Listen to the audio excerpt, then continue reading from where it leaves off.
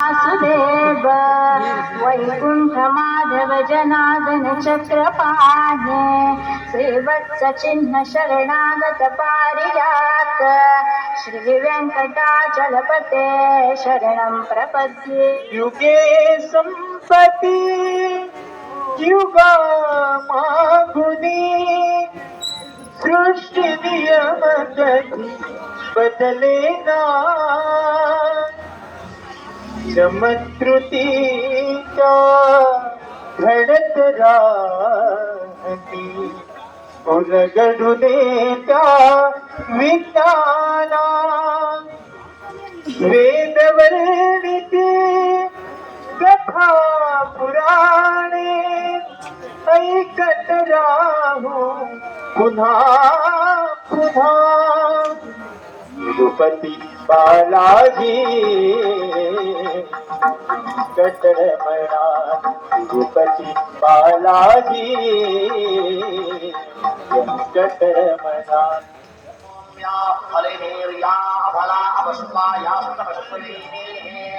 बृहस्पति प्रबोधास्तानो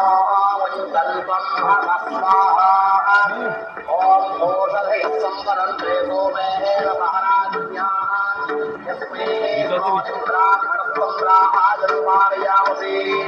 ओम जातवेदवेदनवामसोमवराति यतो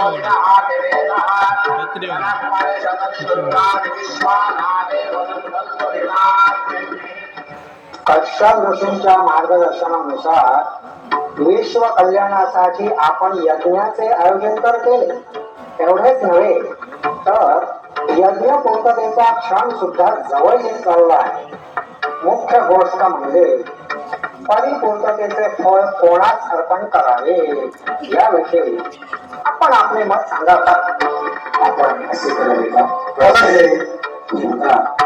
विश्वनियंत्याने युगयुगान क्षेत्र अव्याहतपणे चालवण्यासाठी हे कार्य सर्व रजतम या देवतांच्या हाती सोपवले. तेव्हा यातूनच कोणत्याही एका देवतेला आपण उत्तर द्यावे असे मला वाटते. आपला विचार योग्य आहे, पण मला असे वाटते की आपणापैकी कोणीतरी स्वतः जाऊन त्या देवतेची निवड पारखून करावी. आपले म्हणणे बरोबर आहे. त्यालाही जाऊ शकेल अशी एकच व्यक्ती आहे आणि ते म्हणजे श्रेष्ठ आपण त्यालाच श्रेष्ठ महर्षी भृगुमुनी आम्हा सर्वांमधून आपणच योग्य अशी व्यक्ती आहात. तेव्हा आम्हा सर्वांची विनंती आपण मान्य करावी आणि लवकरच प्रस्थान करावे, जेणेकरून यज्ञ सुद्धा वेळेतच पूर्ण होईल. आपणा सर्वांची इच्छा आणि माझ्यावर दाखविलेला विश्वास योग्य आणि सार्थ ठरवून इच्छित कार्याची परिपूर्तता करून लवकरच येईल. आपणा सर्वांच्या अनुमतीने प्रस्थान करतो.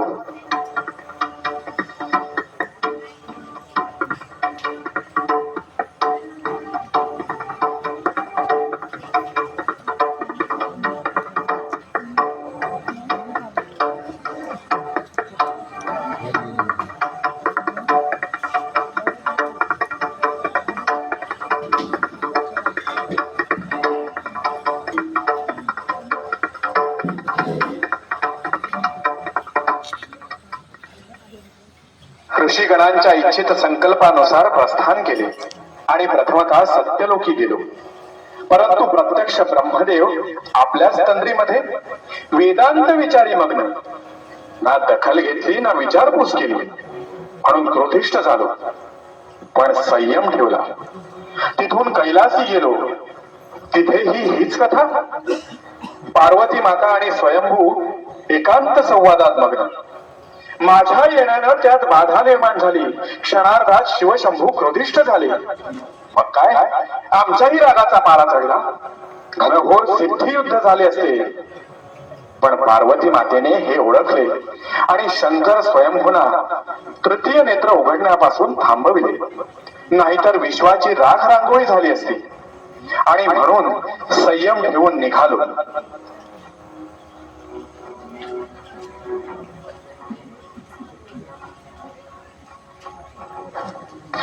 सांप्रत येऊन पोहोचलो या वैकुंठेश्वरचे द्वारी. वैकुंठ दूताने नारायण प्रत ही बातमी निश्चितच पोहोचवली असेल, पण बहुतेक इथेही तशीच वागणूक दिसते आहे. म्हणूनच आता तर माझा क्रोध अधिकच उफाळून आला आहे. विश्वनियंत्याने हाती सोपविलेले त्रैलोक्य पालनाचे माझे कार्य अव्याहतपणे सुरू असते. जेव्हा युगबदलाची सुरुवात होते त्याच वेळी मात्र मला योग निद्रेमध्ये मग्न होता येते. पण आता का बरे व्यत्यय यावा? क्षीरसागरी लाटांचा प्रलय व्हावा असा ध्वनी वैकुंठद्वारी ऐकू येत आहे. का बरे असे व्हावे? समजलो. भृगुमुनी इकडे येत आहे आणि त्यांची चर्या तर क्रोधिष्ट दिसते आहे. असे काय झाले असावे? विद्वत्ता तिन्ही लोकी पसरलेली व्यक्ती पण क्षय ऋतूमध्येच अजून अडकली आहे. खरं तर त्यांचा अहंकार नष्ट करण्याची हीच योग्य वेळ आहे. आपण थोडा वेळ शांत राहावं. हे नारायणा, त्रैलोक्यातील तुझ्या या वैकुंठी चांगले आदरातिथ्य होईल असे मला वाटले होते, पण नाही. मी आल्याची जाणीव असून सुद्धा तू योग निद्रेमध्ये असल्याचं नाटक करतो आहेस. याचा मला फार राग आला आहे. तुझ्या हृदयी याची जाणीव राहावी एवढंच नव्हे तर तशी गुणही राहावी म्हणून हा घे माझा लत्ता प्रहार.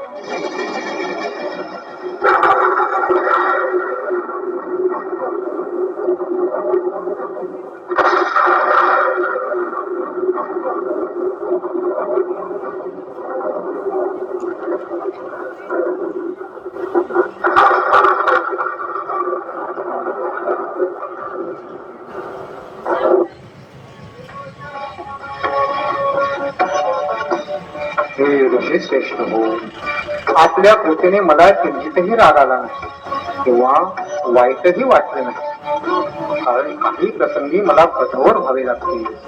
त्यातूनच मला माझे कार्य पुढे न्यायचे. पण आपले तसे नाही.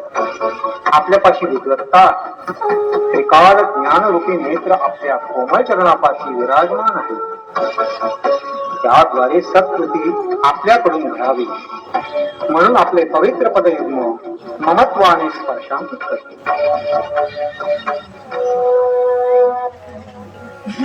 हे वैकुंठेश्वरा, घडू नये ते घडून गेले. मज कडून चूक घडली तरी तव स्पर्शाने अहंकारान क्षीण जाहली शक्ती खरी. सत्व रजतमा करुणी संगम विश्व पालन करा श्रीहरी. वंदन करुणी तुम्हा प्रार्थितो अभयदान मज द्या सत्वरी.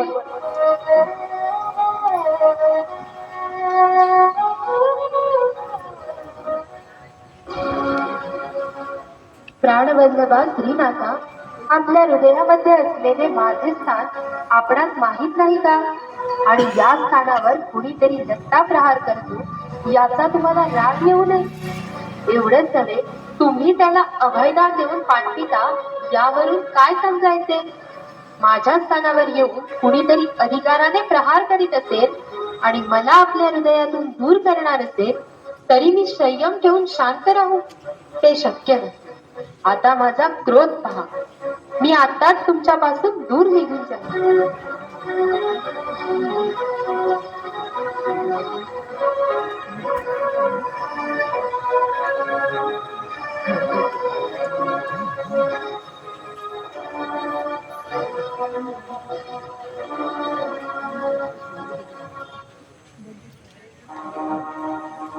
हे भगवान, आता तर लक्ष्मी माता रागावून निघून गेल्या आहेत. आता पुढे कसे करावे? हे शेषा, माझी प्रिय लक्ष्मी मला सोडून गेली, अर्थात ऐश्वर्य गेली, तरी तिचे तेज माझे पाशीच आहे. तेव्हा मला तिला शोधावेच लागेल.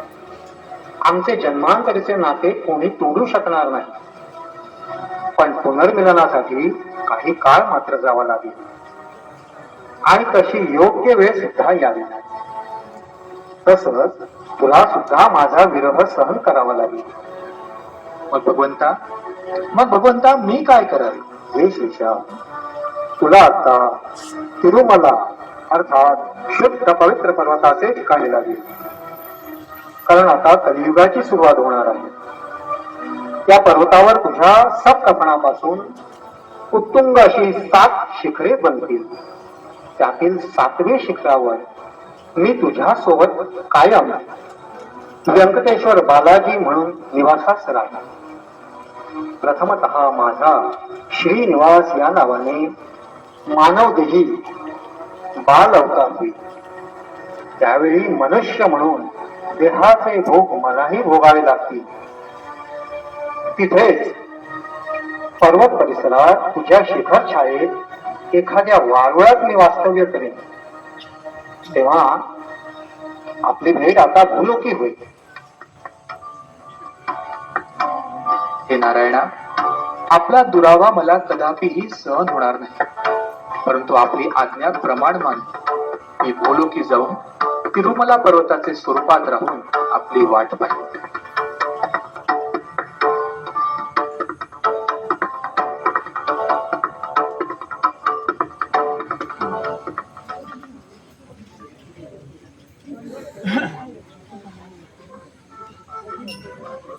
देवी पद्मावती कुबेराकडून ऋण स्वरूपात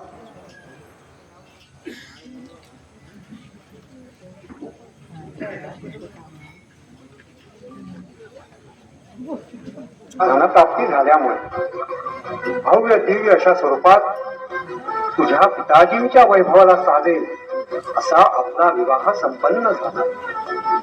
पण या सर्व ऐहिक सुखापासून दूर वास्तव्यासाठी या नारायण वनामध्येच मी तुला घेऊन आलो. कारण देवी तुला माहित आहे का, मी या मनुष्य रूपात श्रीनिवास या नावाने अवतार घेतला.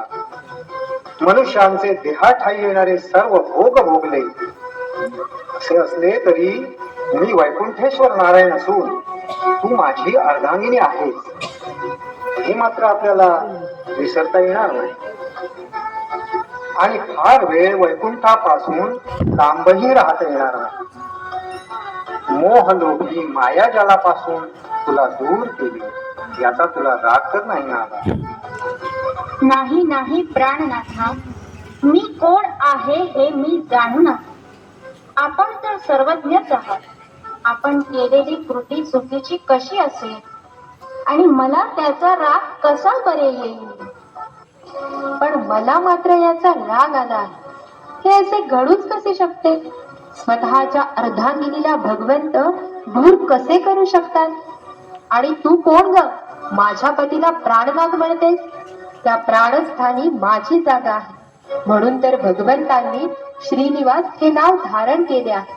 आणि म्हणूनच आमचे दोघांमध्ये तुझे येणे मला सहन होणार नाही. वा ग वा, मध्येच कुठून तरी तू स्वतः आलीस आणि मला म्हणतेस तू मध्ये यायचं नाहीस. सर्वांच्या साक्षीने विधिवत असा विवाह करून मी अर्धांगिनी झाले आहे. म्हणून तर स्वामींच्या हृदयस्थानी फक्त माझाच अधिकार आहे. ज्या विधिवत विवाहाचा तू उल्लेख केला आहेस तो तर मी यापूर्वीच यांच्याशी केला आहे. आणि ते सुद्धा माझ्या ऐश्वर्यासह. कारण मी ऐश्वर्या आहे. लक्ष्मीशिवाय काहीच थोर नाही.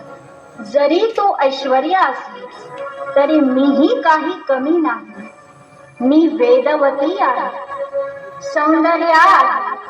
त्रेतायुगी स्वामींनी मला वचन दिले, ते त्यांनी या स्वरूपामध्ये पूर्णत्वास आणले आहे. तुला वचन दिले असले म्हणून काय झालं? मी माझी जागा तुला बरं देईन. माझ्या दोन्ही प्रिय भार्यानो, हा वादविवाद तिथेच थांबतो. कारण तुमचा निरर्थक वादविवाद पाहून आपले वैकुंठच बरे असे आता मला वाटू लागले आहे. कलियुग सुरू झाल्याची नांदीच म्हणावी का जणू ही. या कलियुगी मर्त्यलोकीचे मानव वेगवेगळ्या प्रश्नांनी गाजलेले असतील. त्यांचे काही अंशी प्रश्न सोडविण्यासाठी तरी मला इथे थांबावेच लागेल. पण अजून मला बरेच अवतार घ्यायचे आहे. यावेळी मात्र मी येथे कृष्ण रूपाने सर्वांच्या दर्शनार्थ राहील. आणि माझ्या भक्तांची कारणी येतील. सर्व भक्त मला व्यंकटेशा, गोविंदा अशा विविध नावाने संबोधन करते. आता तुम्ही आपापसात भांडू नये. याचे कारण याही अवतारात माझ्या सान्निध्यात भक्तांना तुमचे दर्शन होत राहील. तुम्ही दोघी वेगवेगळ्या नाही, तर दोन शरीरे एकच आत्मा तुम्हा दोघींना सांगू किती. नको वाद आणि नको दुरावा, एक रूप हा मज संगती. परस्पराशी ठेवण्या प्रीती, दिले हृदय हे दोघा प्रती. दिले हृदय हे दोघा प्रती. श्रीनिवास हा अवतार संपन्न करून कलियुगाच्या अंतापर्यंत राहणारे तिरुपती बालाजी हे नाव धारण करून हे शरीर मी कृष्णशैल परावर्तित केले. कृष्णशैल परावर्तित केले. कृष्णशैल परावर्तित केले. शेष शैल गरुडाचल व्यंकटाद्री नारायणाद्री वृषभाद्री वृषाद्री मुख्या आख्याद्री वसतेर्निशाम्बदन्ती श्री वेंकटाचलपते शरणं प्रपद्ये.